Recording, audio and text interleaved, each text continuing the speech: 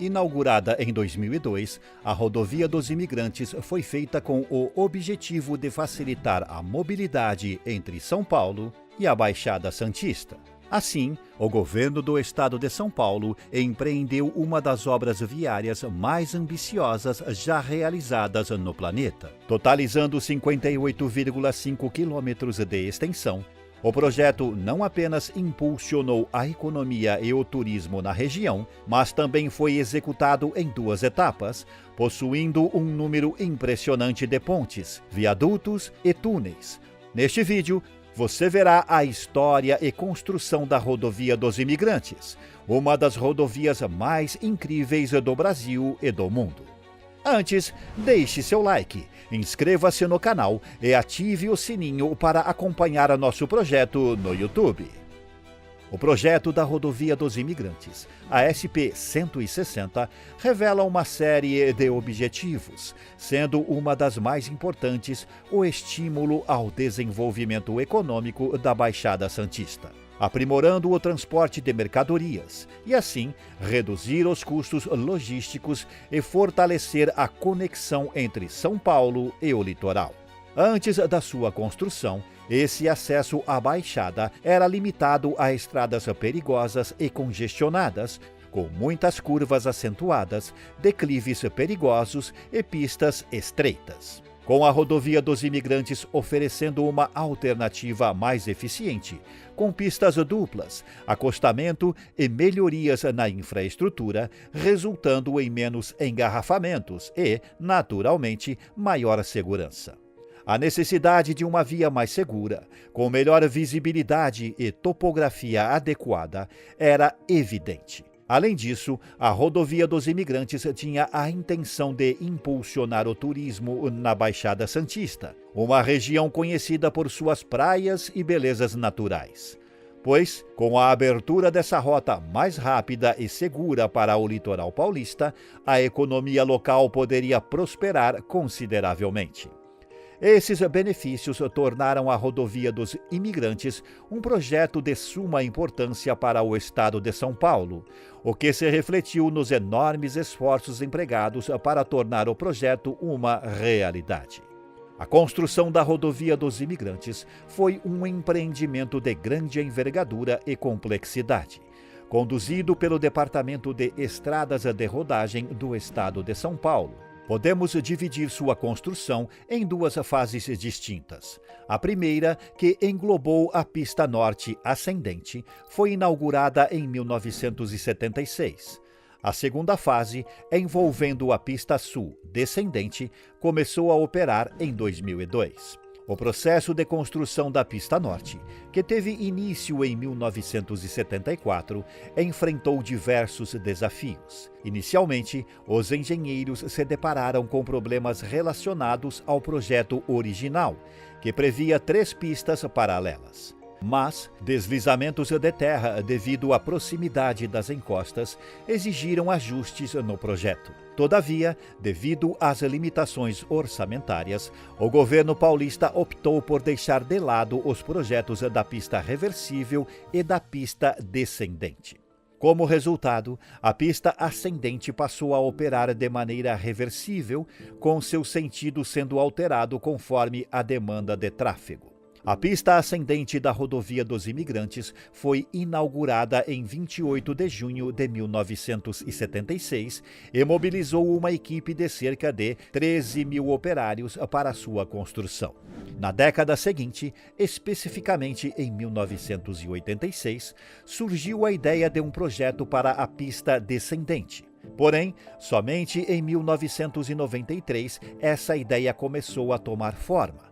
E o projeto foi efetivamente iniciado em 1998, com uma extensão total de 21 quilômetros. A segunda pista, conhecida como Pista Sul, foi projetada para compensar um desnível de 730 metros na Serra do Mar.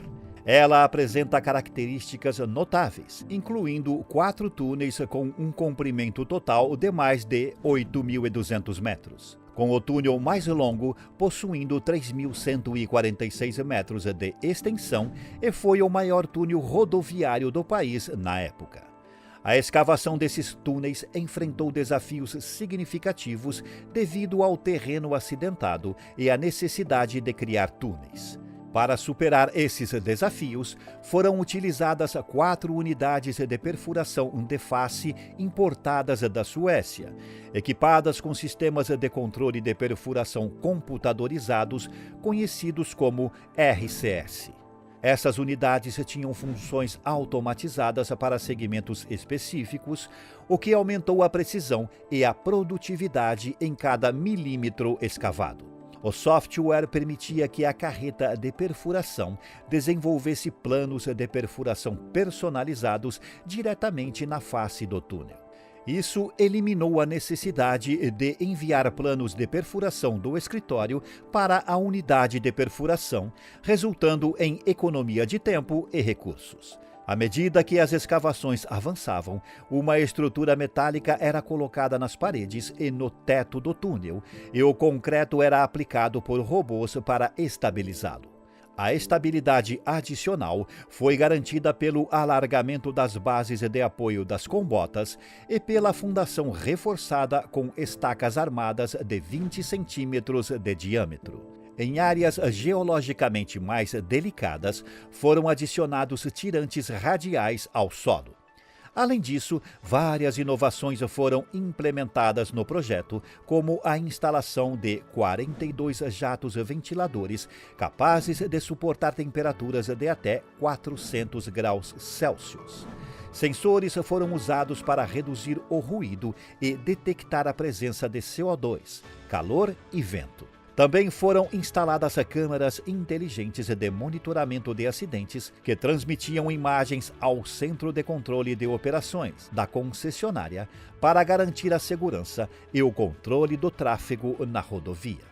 No total, a construção da segunda pista envolveu a utilização de 420 mil metros cúbicos de concreto e 25 mil toneladas de aço. Mais de 4.500 colaboradores participaram desse empreendimento, que levou 4 anos para ser concluído.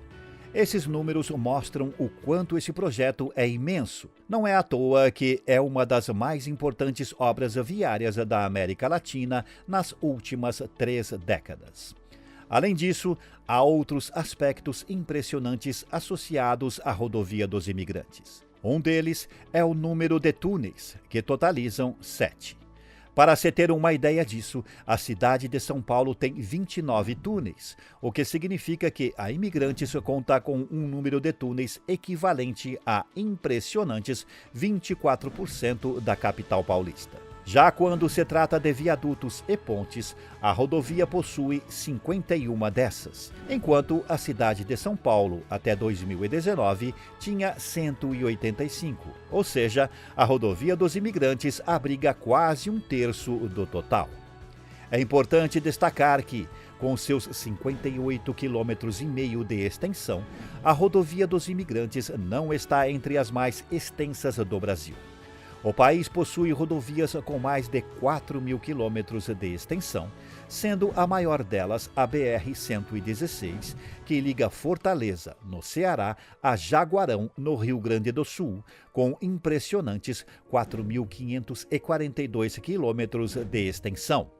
Isso significa que a BR-116 é cerca de 78 vezes mais longa do que a rodovia dos Imigrantes. Medir o impacto econômico direto da construção da rodovia dos Imigrantes é uma tarefa complexa.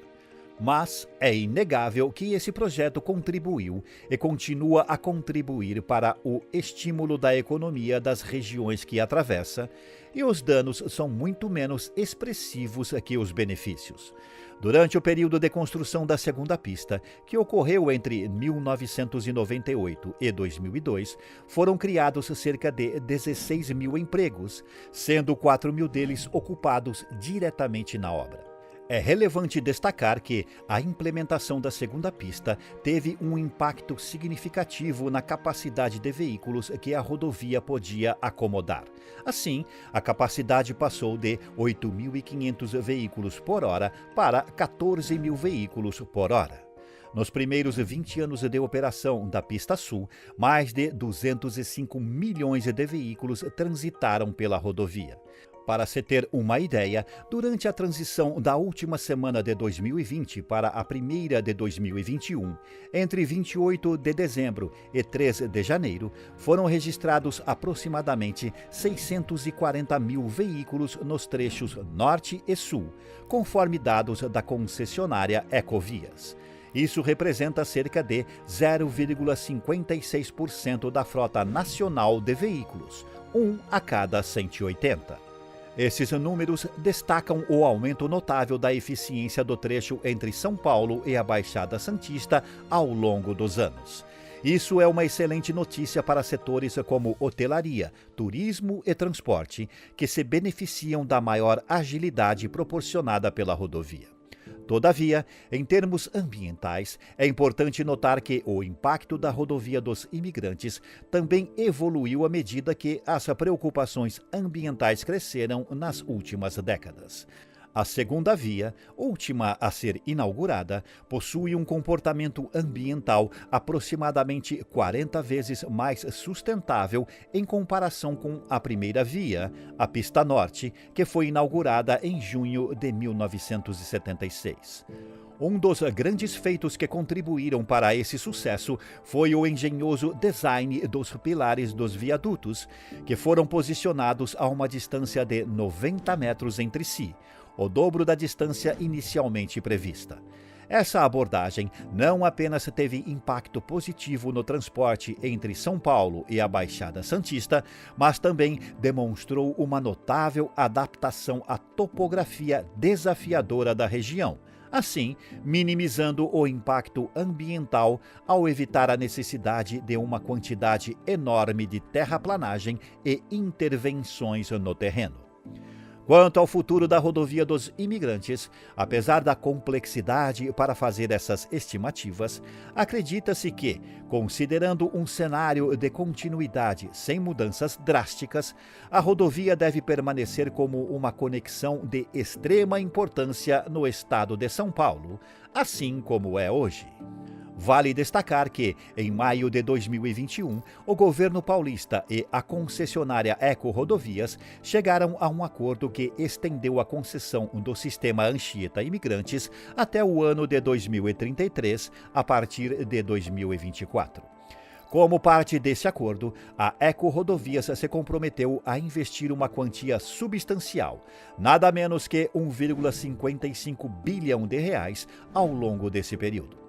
Esses investimentos serão destinados não apenas à conservação das rodovias, mas também a projetos de melhoria que abrangem uma ampla gama de áreas.